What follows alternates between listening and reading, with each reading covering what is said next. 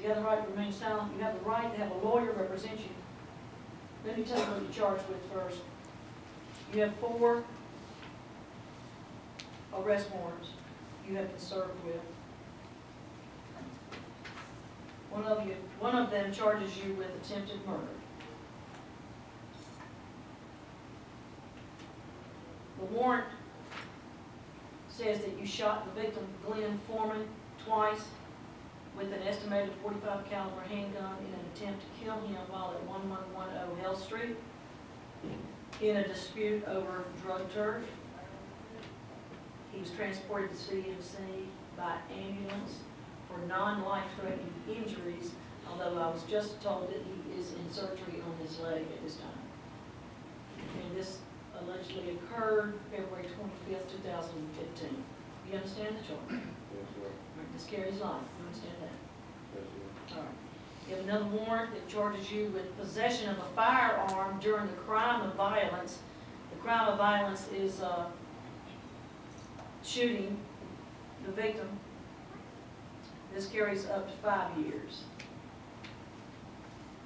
The third warrant charges you with carrying a pistol unlawfully, and you are accused of carrying a pistol unlawfully because it says that you do not have a concealed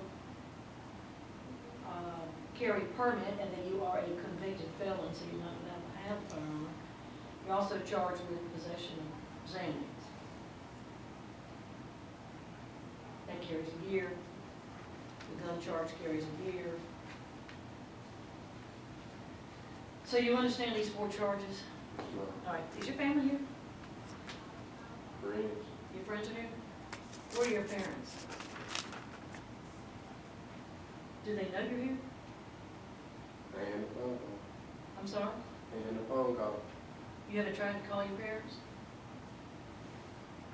Do you want to call them before you have your bond here?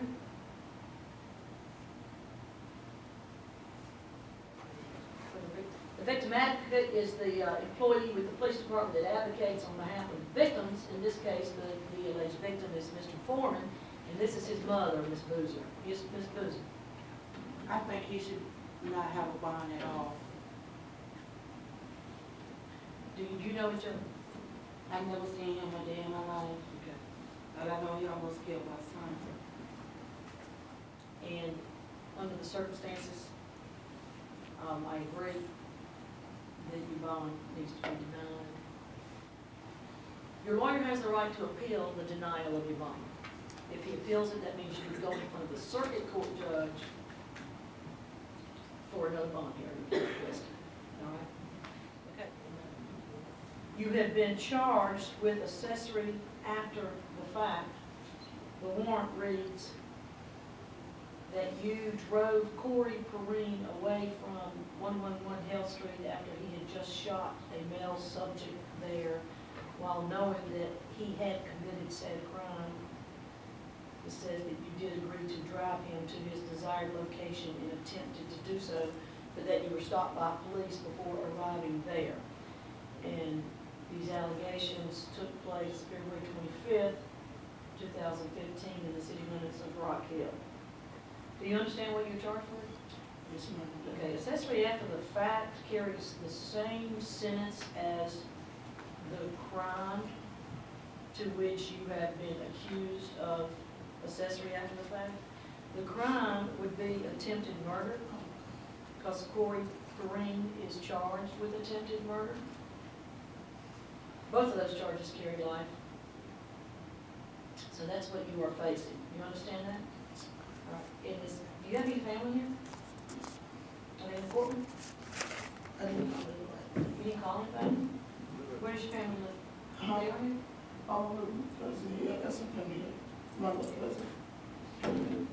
Who's here for you? Oh, my little cousin. Your little cousin? I'm sorry. Oh my gosh, 2010, I want to say I was up here, they had hold my laces. They came and they extradited me, I went down, everything that's being taken care of. This was after that one. This is December 31st, 2014. 14, I was actually incarcerated at CDC. Yes, ma'am, I just came home October. When were you incarcerated? All all of 2013, 14. I just came home, so that's why I try, When did you come home? October, that's why I try not to get in anything. October 2014? Yes, yes, ma'am. She's not just accessory after the fact, she drove the guy to my son. She drove him there. And after the guy shot him and ran back to the car, they drove off. He asked my son, was he carrying? My son took his hands out of his pocket like, no. So he shot him. My son fell to the ground. And he stood over him like he was gonna shoot him again. And my son told him, please don't shoot me because I have a child. Then he shot him in his ankle again, and they pulled off in that car.